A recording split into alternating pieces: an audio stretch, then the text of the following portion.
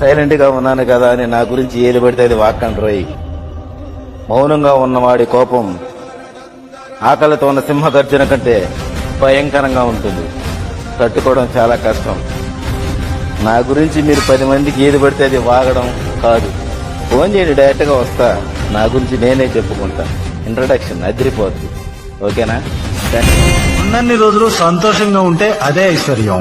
Ice cream తిన్నా కరిగిపోద్ది, తినకపోయినా కరిగిపోద్ది. జీవితం కూడా అంతే. లైఫ్ ఎంజాయ్ చేసినా చేయకపోయినా కరిగిపోద్ది. తర్వాత స్వర్గం నరకం అంటారా, అవి ఉన్నాయో లేదో కూడా తెలీదు. తాగినోడు ఎదవా కాదు, తాగనోడు మంచోడు కాదు. పోనీ తాగనోడు 100 ఏళ్లు బతుకుతాడని గ్యారంటీ లేదు.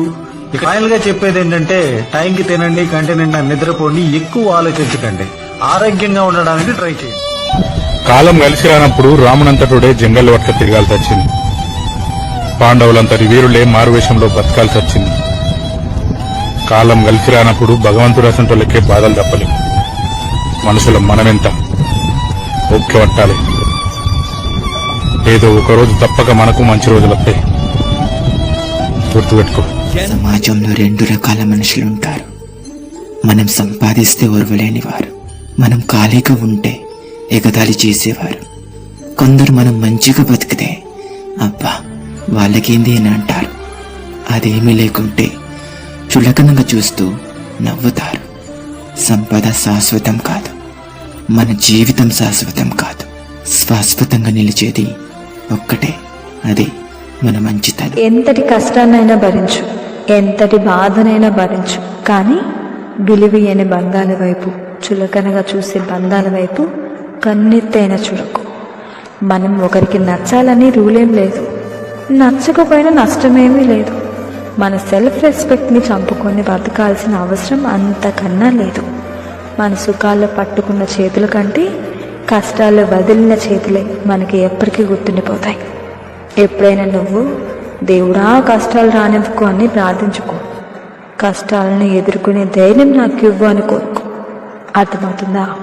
పోరాడి గెలవడం నేర్చుకోవాలి. నిందలొస్తాయి, అవమానాలు వస్తాయి, శ్రమలొస్తాయి, కల్పిత మాటలు ఎన్నో చెప్తారు. నీవు దేవుని ముందు సరిగ్గా ఉన్నది నిజమైతే దేవుడి నిన్ను నిరూపిస్తాడు. ప్రపంచం తలదించుకునేలా నీ తలెత్తుతాడు ఆయన. కాబట్టి మనం ఆయన్ని నమ్ముకుందాం, మనల్ని మనం నమ్ముకోవద్దు.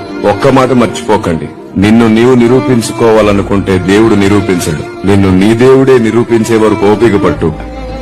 కాబట్టి మీరు ఒక పని చేయండి, ఖచ్చితంగా మిమ్మల్ని ఎవరైనా ఒక మాట అంటే దేవుని ముందు ఒక్కసారి కన్నీళ్లు కార్చి వదిలేసేయండి. దానికి తిరిగి దేవుడు సమాధానం చెప్పే వరకు మౌనంగా ఉండడు ఆయన.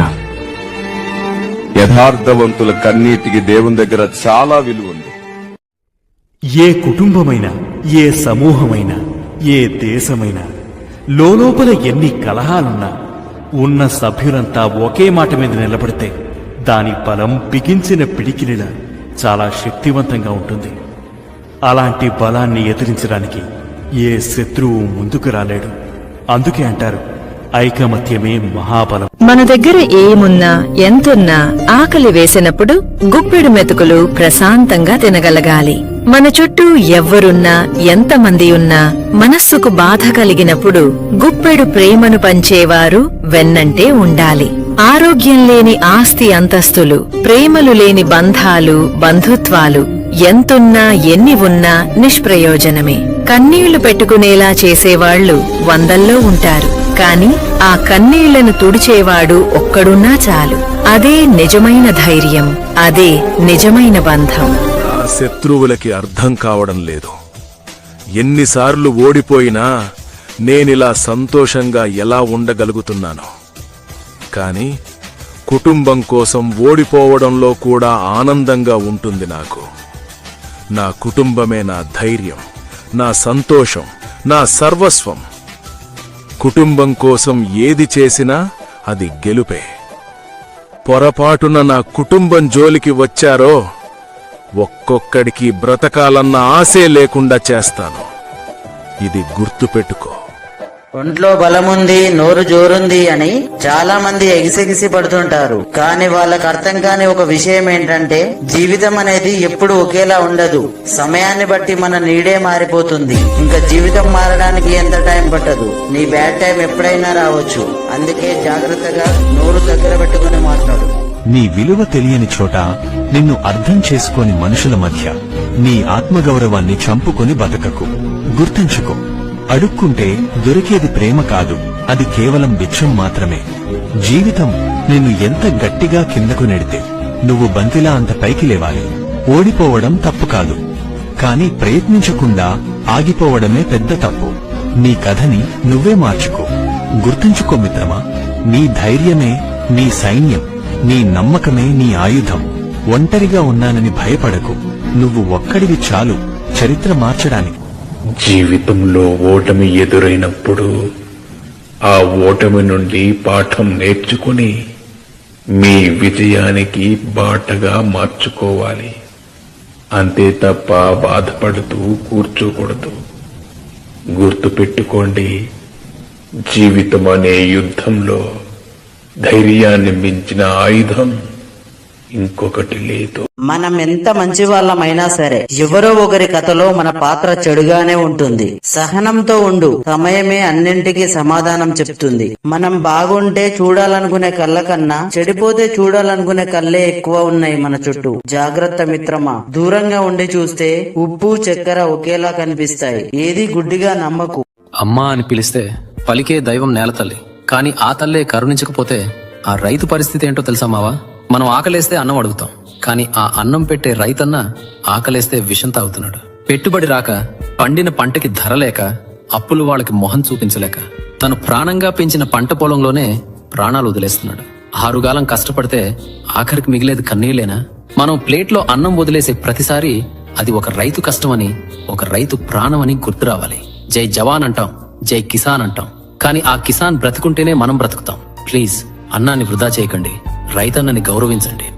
సక్సెస్ అందరికీ ఎందుకు రాదో తెలుసా? ఎందుకంటే చాలా మందికి కలలు కనడం మాత్రమే తెలుసు, వాటి కోసం మేల్కొనడం తెలియదు. నీ లైఫ్ నీ చేతుల్లోనే ఉంది. పక్కవాడి విమర్శల కోసం నీ గోల్ని మార్చుకోకు. ప్రతిరోజూ ఒక కొత్త ఛాలెంజ్గా భావించు. నీలోని పొటెన్షియల్ని ప్రపంచానికి పరిచయం చేయు. ఓటమి అనేది ఒక లెసన్ మాత్రమే, అది నీ డెస్టినేషన్ కాదు. సింహం 2 అడుగులు వెనక్కి వేసింది అంటే భయపడి కాదు, పవర్ఫుల్ అటాక్ కోసమే. మౌనంగా ఉండు, కానీ విజయం శబ్దం చేసేలా చూసుకో. ముఖం మీద మాట్లాడితే పొగరబోతంటారు, చాటున మాట్లాడేవాడి సొల్లు మాత్రం చెవులప్పగించి వింటారు. సన్నాసులు వీళ్ళు. మరి అలాంటి వాళ్లతో చేరే కంటే పొగరబూతుగా బ్రతికేస్తే పోలా? ఎవడికి సంజేసి చెప్పే పనుండదు, ఎవడికి మొక్కాల్సిన అవసరం అసలే రాదు. నీ కష్టం, నీ ఆలోచన, నీ ప్రయాణం ఏదైనా దానికి బాధ్యుడు నువ్వే అవుతావు. నిందించుకున్నా, నీతో నువ్వు పోరాడినా చివరిగా గెలిచేది నువ్వే. అందుకే నీలా ఉండు, ఎక్కువ కోసం కాకులాడదు. మిత్రమా, ఈ ప్రపంచంలోనే అత్యంత ప్రమాదకరమైన శత్రువు మనలోని భయం. అది మనలో పుట్టి మన పతనానికి కారణమవుతుంది. భయం లేని మనిషి అంటూ ఉండడు. కానీ మనం మన భయాన్ని అధిగమించామా లేదా అన్న దానిలోనే మన గొప్పతనం తెలుస్తుంది. మిత్రమా, ఆఖరిగా ఒక్క మాట, యద్భావం తద్భవతి. నువ్వు ఏమి ఆలోచిస్తే అదే అవుతావు.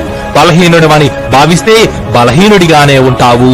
అదే బలవంతుడినని అనుకుంటే శక్తివంతుడిగానే జీవిస్తావు.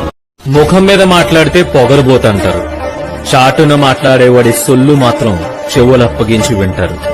సన్నాసులు వీళ్ళు. మరి అలాంటి వాళ్లతో చేరే కంటే పొగరబూతుగా బ్రతికేస్తే పోలా? ఎవడికి సంజేసి చెప్పే పనుండదు, ఎవడికి మొక్కాల్సిన అవసరం అసలే రాదు. నీ కష్టం, నీ ఆలోచన, నీ ప్రయాణం ఏదైనా దానికి బాధ్యుడు నువ్వే అవుతావు. నిందించుకున్నా, నీతో నువ్వు పోరాడినా చివరిగా గెలిచేది నువ్వే. అందుకే నీలా ఉండు, ఎక్కువ కోసం కాకులాడదు. అది చేతకాని వాడు చేసే పని. నా గురించి వాళ్ళేమనుకుంటారో వీళ్ళు ఏమనుకుంటారో అని ఆలోచించి ఎప్పుడు నా సమయాన్ని వృధా చేసుకోను. ఎందుకంటే సింహం ఎప్పుడు గొర్రెల సలహాలు తీసుకోదు. మనల్ని మనం దిగజార్చుకునే సందర్భం ఏదో తెలుసా? మనకు విలువలేని చోట నిలబడడం, మనల్ని తక్కువ చేసి మాట్లాడినోళ్ళ గలమదొక్కడం. ఈ 2 చాలు మన విలువ మనం పోగొట్టుకోవడానికి. ఎదుటోళ్ళు ఎంతటోళ్ళైనా సరే మనకి గౌరవం ఇస్తలేరు అనంటే మనకాడ పని లేదంతే. నీ కలలో నువ్వెప్పుడు ఒంటరివే. అందుకే నువ్వు కూడా ఒంటరిగా ఉంటేనే నీ కల ఎవరికి ఏ ప్రామిస్ చేయనని నీ మీద నువ్వు ఒట్టేసుకో. నీకంటూ ఒక ప్రపంచం సృష్టించుకో. అందులో కసిగా బతికే. లైఫ్ ని మొనోటనస్ గా పెట్టుకోవద్దు. రోజు వర్కౌట్ చేయి. స్వెట్ రావాలి, షర్ట్ తడవాలి, అలసిపోవాలి. అలసిపోతూనే పడుకో. పసి పిల్లాళ్ళ నిద్ర. ఇది ఒక దరిద్రపు దేశం. ఈ దేశంలో పుట్టడమే నేను చేసుకున్న పాపం అని ఈ దేశాన్ని తిట్టిన వాళ్లందరూ ఈరోజు దేశభక్తులుగా నటిస్తున్నారు. తెలివితేటలని, ఆలోచనలని పక్క దేశాలకు అమ్ముకుని కోట్లు సంపాదించుకుని తిరిగొచ్చి దేశభక్తులుగా నటిస్తున్న వాళ్లు కొందరైతే, ఈ దేశాన్ని తిట్టుకుంటూ పరాయి దేశాలకు వెళ్లి పాకీ పనులు చేసి మేము అక్కడ పెద్ద పెద్ద కంపెనీలలో జాబ్ చేసి వచ్చాము అని అబద్ధాలు చెప్పుకునే దేశద్రోహులు మరికొందరు. ఎన్ని ఎదురుదెబ్బలు తగిలినా, ఎన్ని సమస్యలు ఎదురైనా తన దేశాన్ని నమ్ముకుని దేశాన్ని విడిచి వెళ్లకుండా ఇక్కడే జీవిస్తున్న మనమే నిజమైన దేశభక్తులం.